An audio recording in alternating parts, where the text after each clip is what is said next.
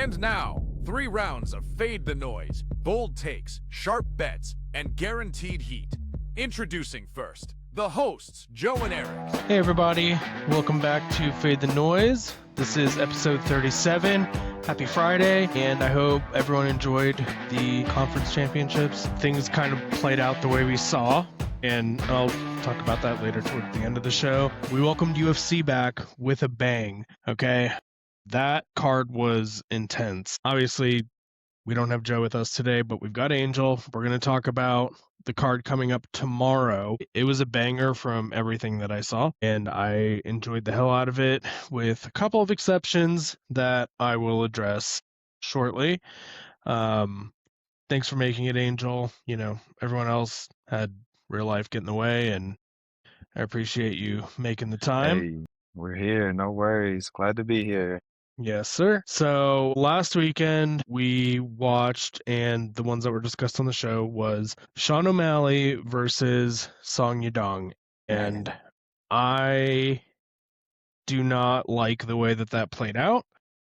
We were talking a little bit before we started recording, and I'm not one of those people that's like, hey, it's rigged.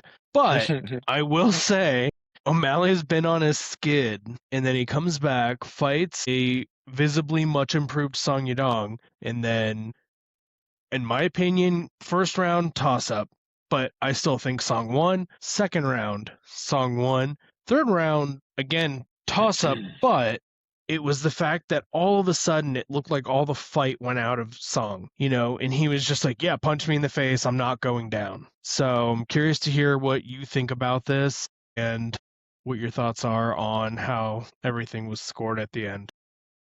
Yeah, man. First round, I did kind of get scared. I thought Song Yadong was kind of the real deal, and then it was pretty close. But I don't know. I think after watching it back, because I like O'Malley a lot, so I rewatched that fight, and he looked like he was just landing the cleaner striking, had more range control, and I don't know. That first round looked like it went his way, but the second round, for sure, you can't take that away from Song Yadong. Constant pressure, the leg kicks, and securing takedowns. But that third round, bro, Sean O'Malley put the pressure on, like you said, like the soul left Song Yadong or what? I don't know, because he wasn't fighting like he did in the first 2 rounds. But O'Malley proved that he's maybe back, and I'm glad that losing skid is over. But all 3 judges scored it 28, so I think they all saw it O'Malley's way, and I think I also did. But yeah, I think most people say it could have gone either way, but I think they chose the right winner in that fight. So O'Malley was fighting down in the rankings, and that's kind of the part that surprised me. You know, you have this knockout artist with, I think Henry Cejudo just called him, or he said he had a little bit of Conor McGregor in him, like, or he thinks he does, Right. just the way that he acts. Oh yeah, that star mentality for sure.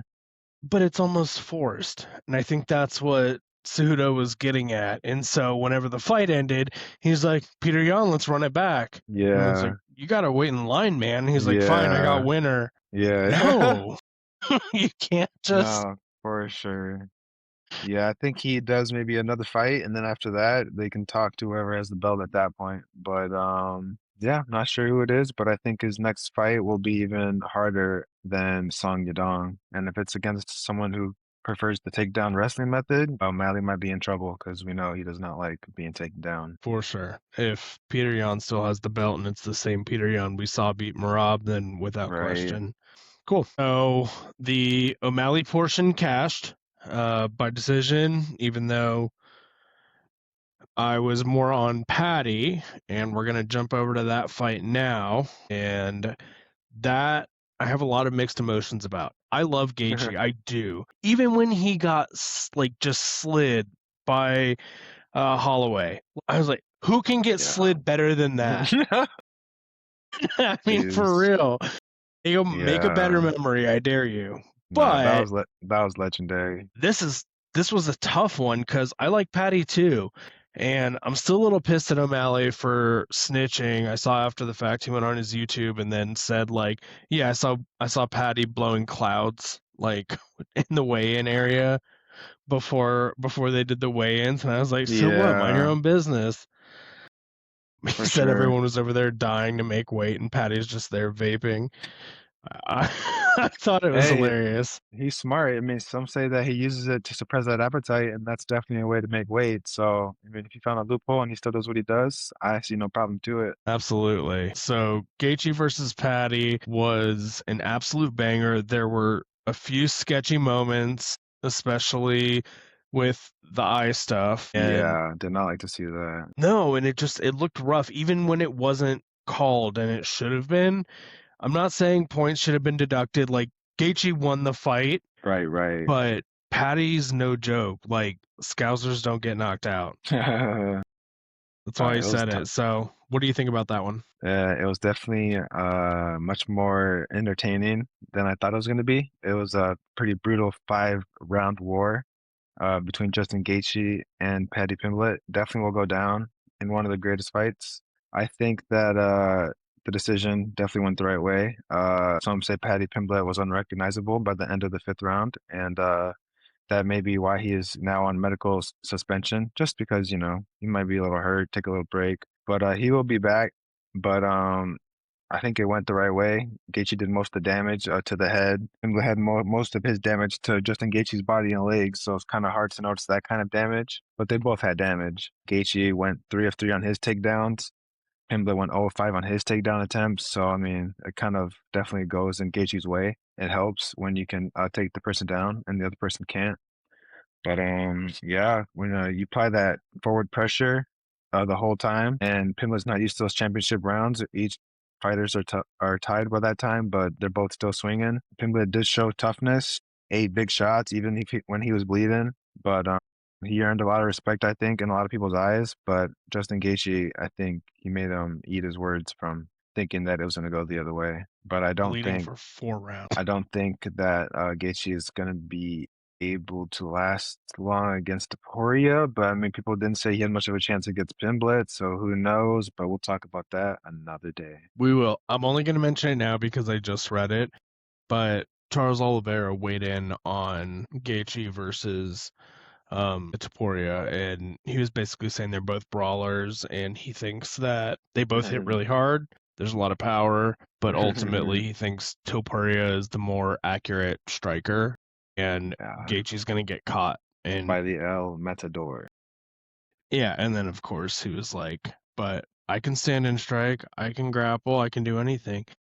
I know.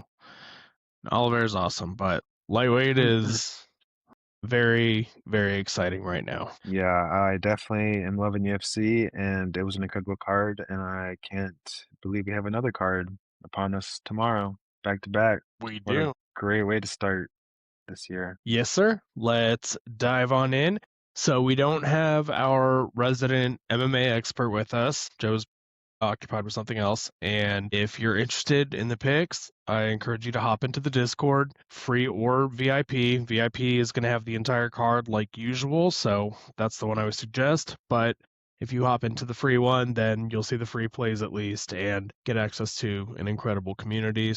Look forward to seeing you guys there. Tomorrow, we're going to witness one of my heroes fight, who I kind of wish would retire, but not for real. But we'll get into that shortly. I want to start with the quote-unquote lesser fight. Tai Tuivasa, I believe, is his return to the octagon, and he is fighting Teixeira. I'm so bad with the names. Not Teixeira Sr. that the Czech Yuri lost to, but younger Teixeira. I was looking up his fight record. Taliesin Teixeira, that's right. And he has had a couple of fights in the UFC and lost to Derek Lewis most recently. That was in July of last year. Before that, he beat Justin Tafa, who I believe at the time was considered to be an up-and-comer. I don't have a ton of analysis to provide on this because I don't really follow either of them, so I'll let you take it away. Yes, sir. That co-main event is going to be a pretty good matchup.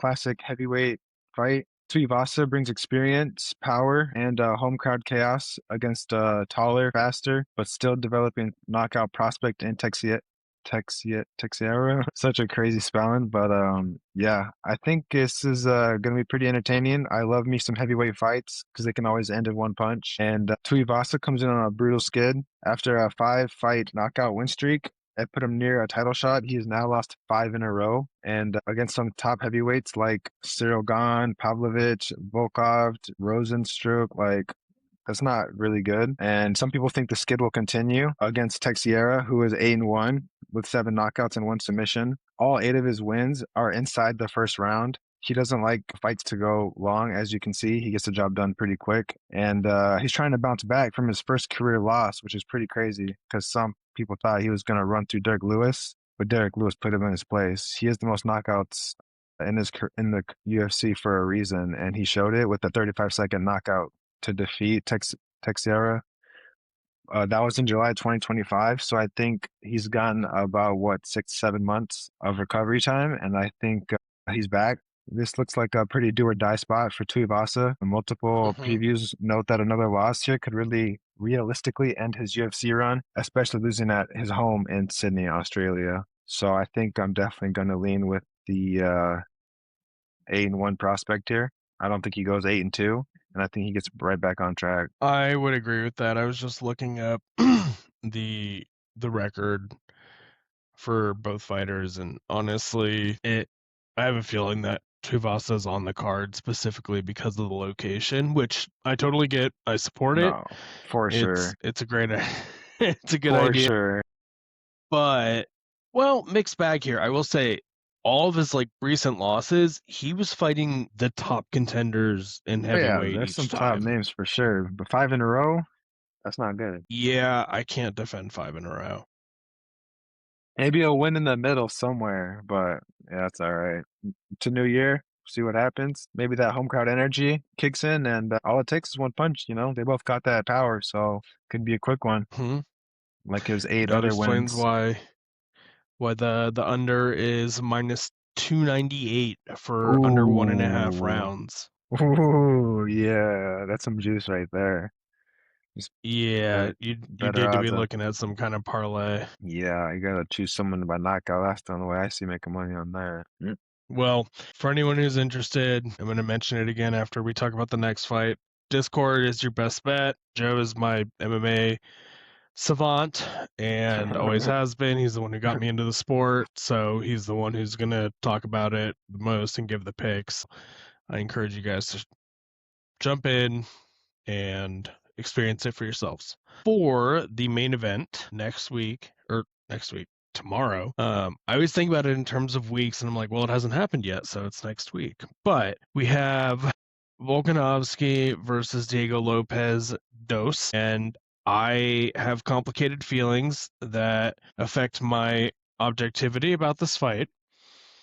All right, so Volk is a personal hero of mine, and for reasons that aren't very real or that I will talk about that much. So basically, he was short and super heavy, and then he got super fit and bald, and I'm just like, you know what? I want to be you at some point. Someone who makes you feel better about all your problems. Very rude.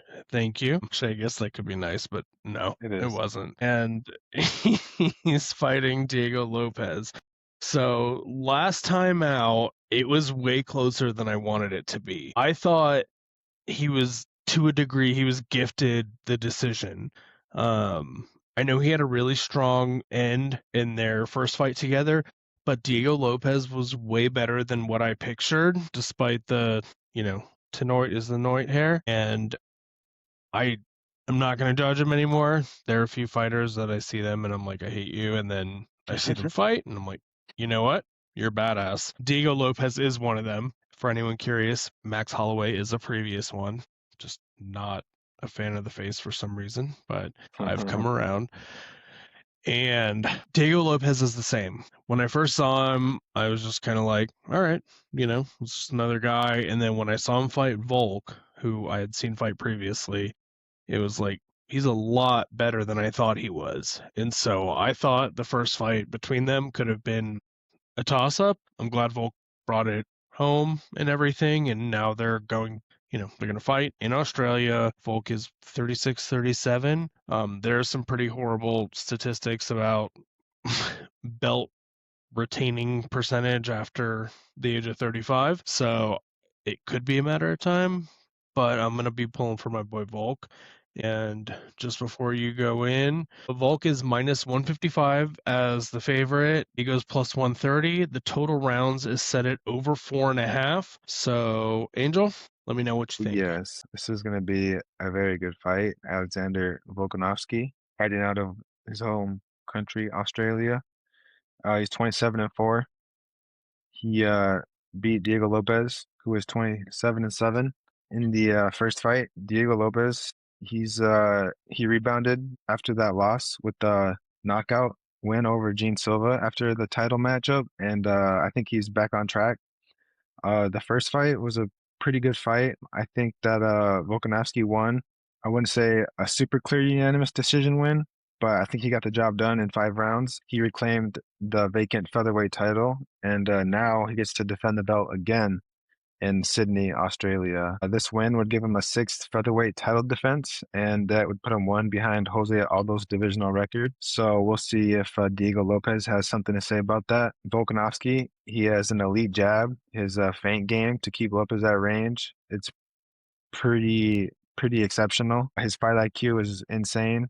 He's 12-1 at featherweight in UFC. He manages pace, distance, adjustments in championship fights. Like, he's one of my favorite fighters. He also has a cooking show. If you're into that stuff, Cooking with Volk, check it out. But I think once he's done fighting, he will do that. But I don't think he will be done fighting. I don't think even if he loses this fight, which some say could happen, I think we see a trilogy, and maybe then we'll see what happens then. But that's too far out. We'll keep with this fight, though. The first fight, Volkanovski picked Lopez apart in the opening round. He read Lopez pretty good, pushing the high guard and linear pressure. But then round 2 came, and Diego Lopez dropped Volkanovski, but Diego Lopez let Volkanovski recover. So then he rebalanced the tempo, and he eventually closed the fight stronger, winning a clear unanimous decision. I think that I think Lopez is going to have to put more pressure. I don't think he's going to want Volkanovski to see what he's already seen. So I think he's going to have to come with a completely different game plan. He did put some damage in Volkanovski, especially in his left eye in the previous fight. So I think if he does some more damage, cracks him early, he definitely needs to outscore to win. I think that most analysts, they say that his approach was simplistic in the previous fight against Volk, and too many straight lines, repeating patterns, kind of becoming predictable. But I think this fight, he becomes a bit more unpredictable. It's tough to say what's going to happen, but I think we're going to see a bunch of chaotic sequences, and it's going to be one great fight. I don't want to go with Volkanovski just because I think Lopez is about to show some true grit. He's going to throw some caution to the wind, as some would say, but prepare because Volkanovski could put on a masterclass in his home country, Australia. That gave me a lot to think about. Thank you. And not just the cooking class, but which Really I good. just went there, could not help myself. The pictures were ridiculous, but Videos are better. it's more the guard needs to change over at some point. Volk can't go forever. He's True. everybody. You get a little bit slower and technique just a little bit falls short. Yeah. And then, so if Diego Lopez did what he should have done after that loss, we're going to see a very different fight this time around, but we have nothing to go off of except wait and see. And to everybody watching, again, Discord, that's where you'll find your answers. I'm just talking about what I've seen. Right. I did want to say that Lopez has a 5-inch height advantage, 6 years younger. So let's hope he puts some of that to the test, because he's going to need every inch he can get against Volkanovski. Yes, sir. Volk representing the oldies. I think he was actually the one. I think Poirier was talking about that fight, and I think Volk was like, so Poirier was announcing and said the record of people that are 35 or older to reclaim the belt, the record was horrific. It was like 1 in 35 or something. Well, I made that 35 number up, but it was something horrible in that range. And he was like, I'm part of that statistic. Volk made it 2 and whatever the other was. So I've got faith. It's not good. I do He'll know show that up. Australia. Volkanovski's pretty good with the full training camp, so you have some time, and he's gonna show you what he got. But I do want my Absolutely. What do you want? I was gonna say that I do want Diego Lopez to win this, just so we can get a trilogy. But that's just, entertainment wise. You're right. It is incredibly selfish, but I see where you're Exactly. coming from. There you go. You get me. You. A trilogy would be awesome, but I also don't want like Diego Lopez to like shut the door on his career. I like True. it when they get to go out on a high note. I don't know. I'm not the matchmaker. We'll see what Dana and company decides to do. And in the meantime, we will shift over to NBA. So, been kind of a rocky week. LeBron went to play at the Cavs Stadium and they played this whole tribute video. And he lasted all of 10 seconds before covering his face, which I don't blame the guy. Like, it made me want to cry just watching him watch that. So, I get it. Minus having done the incredible things he has, but still.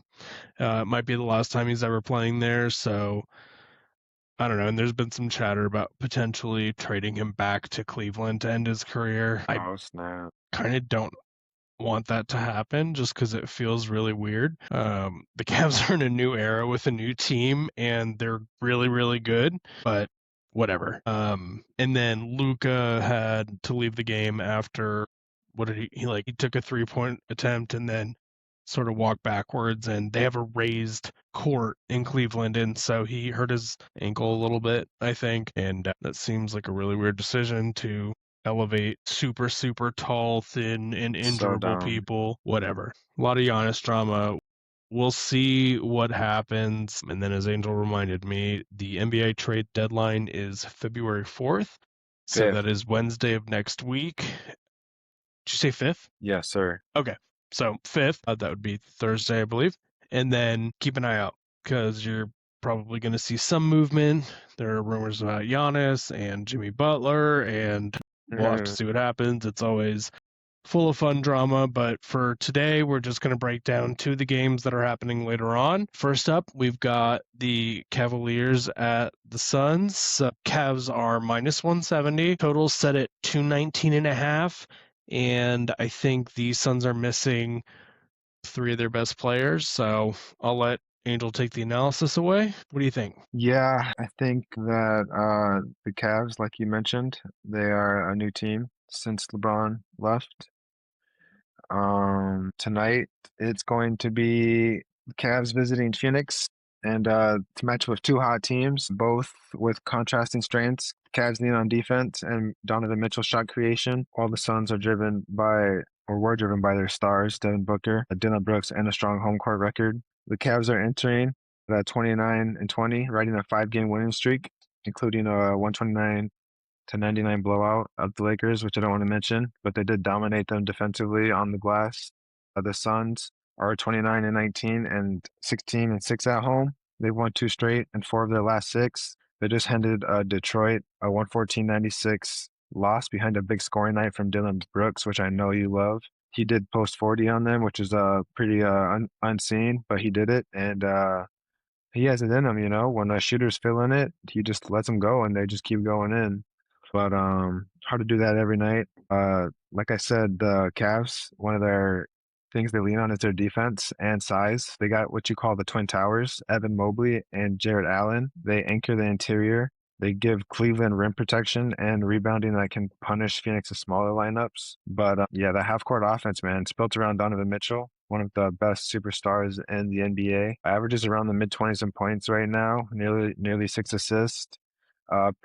He's a primary late game option, and he comes in clutch when he has to. Yeah, it's hard to see a team winning when their stars are out, you know what I mean? But maybe we see someone step up, maybe we don't. But I don't think Dillon Brooks can put another 40 or 50 on him. But I think that Cavs probably going to win this one. I would agree with that. And your NBA picks have been pretty on point, especially the props versus sides. Yeah. Just, when you look at injuries and everything, and then you factor in who's playing against who as far as defense goes. And then, yeah, there are opportunities. There always are. And thank you for pointing that out. Dillon Brooks is the worst. So just wanted to share my feelings on that. There's being tough, and then there's just being a like human troll, like a real life troll. And I think that's what he is, and I do not care for him, but I don't care about his team, so it is what it is. It's not like other sports don't have that same type of personality. Nothing productive to say, It's all right. but All I thank gotta you say very is much. Looking haters forward gonna to. hate, and that's what Sorry? helps them. Haters gonna hate, and so it helps them play better. I think it's okay. Not everyone likes Dillon Brooks, but I think he's pretty resilient. He likes to get under people's skin. You know what I mean? Kind of plays mind games. But I'm not a big fan. But I mean, I'm not a fan.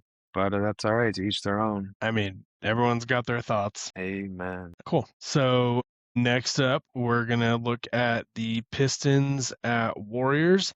So Golden State's minus 142 at home and total set at 224.5, which seems like whenever totals are in, depending on who's playing, like the 225 range or the 245 range, that's when I'm always like, I don't that because that is the exact like where I would expect. Yeah, sounds like a trap. Go ahead. Sorry, take it away. Oh yes, we got a pretty good game here between one of the league's best East leading Pistons going against the Warriors team trying to climb the West standings. Golden State's a very small home favorite, but Detroit comes in 34-12, first in the East, but coming off of 114-96 loss in Phoenix, where Dillon Brooks dropped 40 on them, as we mentioned earlier.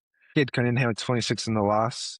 He recently got mentioned as an all-star starter, and I think he's going to go out and show why he's a starter. He's having one of the best seasons that we've seen, and yeah, Detroit, started from the bottom, and now they're at the top. They've shown what it takes, and I think they're only gonna get better. Golden State is 27-22. They're currently 8th in the West. They just beat Utah 140-124 behind 23 made threes, continuing a pretty strong recent stretch. Cade Cunningham, he's a big primary creator, elite scorer, recently stringing together multiple double-digit assist games. So I look for him to get those assists for sure if you're looking to a bet, which could be one of our best bets at the end. Stay tuned. They have a front court of Tobias Harris and Jalen Duren, giving them size and offensive rebounding that can lead to stressing smaller Warrior lineups. More rebounds leads to more shooting opportunities, which leads to more points. Points win games. Speaking of points, the Detroit Pistons, they score about 116 points per game. They're usually about 47.8% from the field, which is slightly better shooting than what Golden State usually allows. So this will be a defensive matchup for sure. But the Warriors, man, they still got Steph Curry, one of the NBA legends. He still drives the attack at 27 points per game, around 4.5 made threes. But sometimes when he's feeling it, goes for 7, 8. Could be one of these nights. But if they start double teaming him, he can still spread the ball. He has Brandon Podziemski, Moses Moody, Draymond Green. He has shooters in the corners. I believe Jimmy Butler has been recently injured, so he won't be out for the season with that ACL, I think, and he won't be in this game. But Steph Curry will just be getting more shots up. More people will be asked to step up in his absence. But what we're going to see is this Pistons offense versus Warriors defense. That's the true ask of this game. Because sure, if Curry goes off, that's one thing, but you still have to stop the Pistons. And if they get over 113 points per game, the record is 24-3. So if this is a high scoring game, as some people see it to be, it's going to lean in Detroit's way. But yeah, I think Steph Curry's off ball movement and high volume 3-point shooting is going to be very critical in this game. And I think the Pistons are going to win this game if I have to pick a side. But who knows, the Detroit's fatigue on the second night of a back-to-back could play a very big part, and the Warriors could upset the first in the East. That's a tough one. I agree. But I don't like the upset. So fortunately, when it comes to basketball, I only do what you say or lose whatever money you make me on what I say. So I'm just going to abstain. Thank you. I appreciate that. So real quick, we'll touch on NFL before we had to lock it in. I just got a notification that Joe Flacco apparently made the Pro Bowl roster. So on behalf of Cleveland, so technically Cleveland had 2 quarterbacks go to the Pro Bowl, which I have no words for. That's I like awesome. Shador, I do. It's just a lot Prime of time. roasting happening around the league, you know? Sure. Let's see. We all saw what happened last weekend. It was what everyone thought. Seahawks were really good. I Very learned good. recently that there's a lot of Sam Darnold fans out there. I don't know why. I'm not one, but I will not deny what he has done since he left New York. At the very minimum, I'll say he has done what he's been asked to do, and he's done it well. So nobody can argue with that.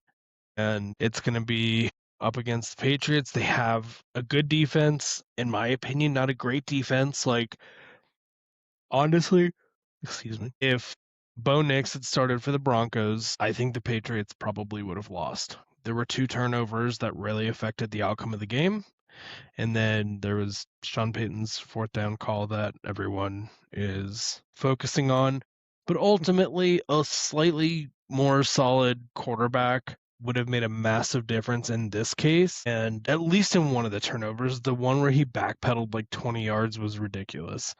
So I think it's fair to say somebody who's a little bit more experienced and composed. I mean, they gifted them the points, and that's been the case all playoffs. Some of the teams that we've seen win, it was almost gifted. The Bills were in the game and in overtime after 5 turnovers. Like, if those turnovers don't happen, the Broncos aren't there. True. You know, same thing happened with Houston. A ton of turnovers. So Yeah, I think luck was on their side, but they ran out.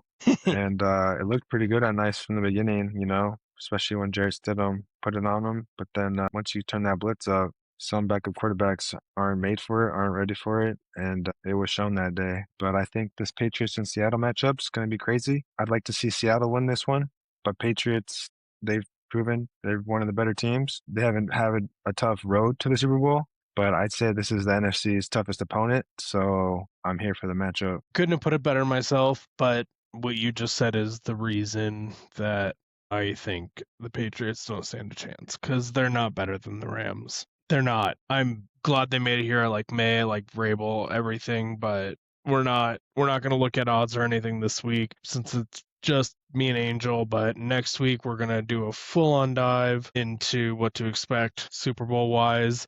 I heard from Aaron, he's been looking at some horoscope stuff, so he is beyond ready. Ooh, can't mess around with them horoscopes. He's ready. I think he was joking. I don't know. I couldn't tell you. So look forward to seeing everybody next week. For now, we're going to head on to the Lock It In segment. And since there's no NFL, I'm going to be silent and we're going to see what Angel has for his picks. So take it away, sir. Yes, my picks. We got some basketball, we got some UFC, nothing crazy. We got some football too, but we'll save that for next week. We're gonna start with this Cavs and Phoenix game. We started talking about Dillon Brooks, and he is actually one of the best bets. His point line is over 21.5. And since Devin Booker's ankle sprain, he's scored 26, 26, and 40. We don't need him to score 26, 26, and 40. We just need 23 points. And as being one of the primary ball options, I think he gets those 23 points. Cavs might put it on them with their defense and that size, but someone's going to need to score some points, and I think Dillon Brooks hits that line. My second pick, we're going Cade Cunningham, Detroit Pistons all-star starter. We mentioned his assists. He's been pretty good, hitting 8 of 15 in the last 15 games. I think he's going to need, I think they're going to probably defend him the most out of all of the Pistons. And when he gets double teamed, guess what? He's an elite passer just as much as he's an elite scorer.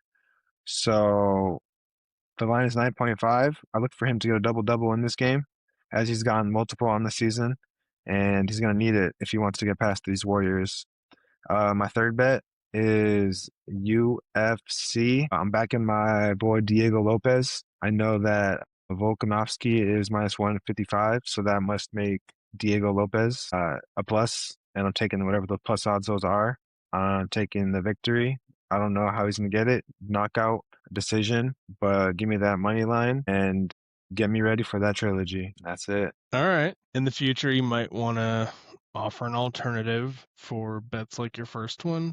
If someone happens to be whatever the opposite of a fan is of Dillon Brooks. Makes sense. Just kidding. I'll take the money. Just Always. I don't just tell me care. thanks when he hits, unless they get blown. I have. And last weekend, Aaron's 2 for 2 on NFL sacks, like in the Ooh, playoffs. yeah, Because both times he mentioned it, I ended up putting money on it.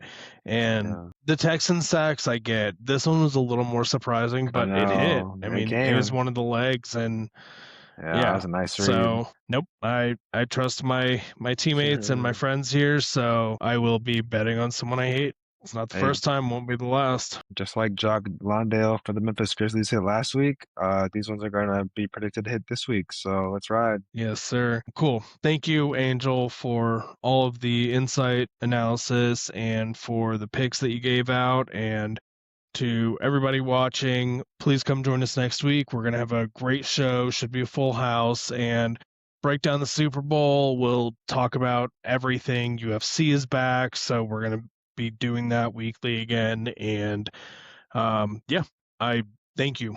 Thank you for joining. I hope everybody makes a bunch of money this weekend, and we'll see you next week and hopefully in the Discord. So have a good one. Peace.